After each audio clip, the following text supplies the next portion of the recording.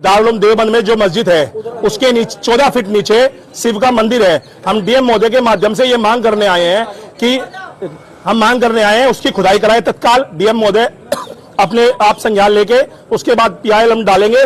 अगर वहां पर मंदिर नहीं मिलता तो मैं कहता हूं पुलिस प्रशासन से मुझे फांसी देने का काम करे। 14 फीट। अस्सलाम वालेकुम नाजरीन, आज की वीडियो में बात करेंगे एक ऐसे दावे की जिसने पूरे उत्तर प्रदेश में हलचल मचा दी।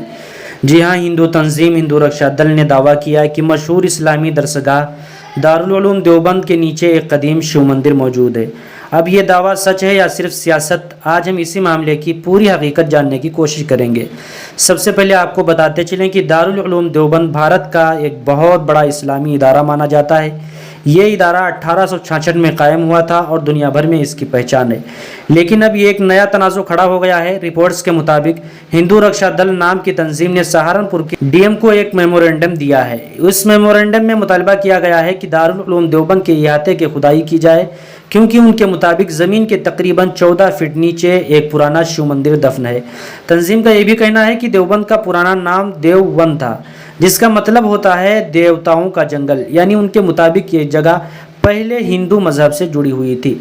अब सबसे हैरान करने वाली बात सुनिए, हिंदू रक्षा दल के रहनुमा ने यहाँ तक कह दिया कि अगर तहकीकात में उनका दावा गलत साबित हो जाए तो उन्हें फांसी दे दी जाए। ये बयान सामने आने के बाद सोशल मीडिया पर ज़बरदस्त बहस शुरू हो गई।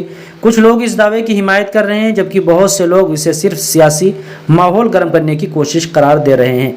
अब सवाल ये है कि क्या वाकई वहाँ कोई मंदिर मौजूद है?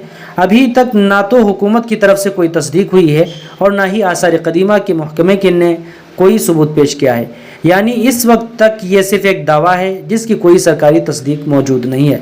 दारुल उलूम देवबंद की तरफ से भी अभी तक इस मामले पर कोई बड़ी तफसीली वजाहत सामने नहीं आई है। लेकिन इस खबर के बाद एक बार फिर मजहबी मकामात और तारीखी इमारतों को लेकर बहस तेज हो गई है। आप इस मामले के बारे में क्या सोचते हैं? अपनी राय कमेंट बॉक्स में ज़रूर दें।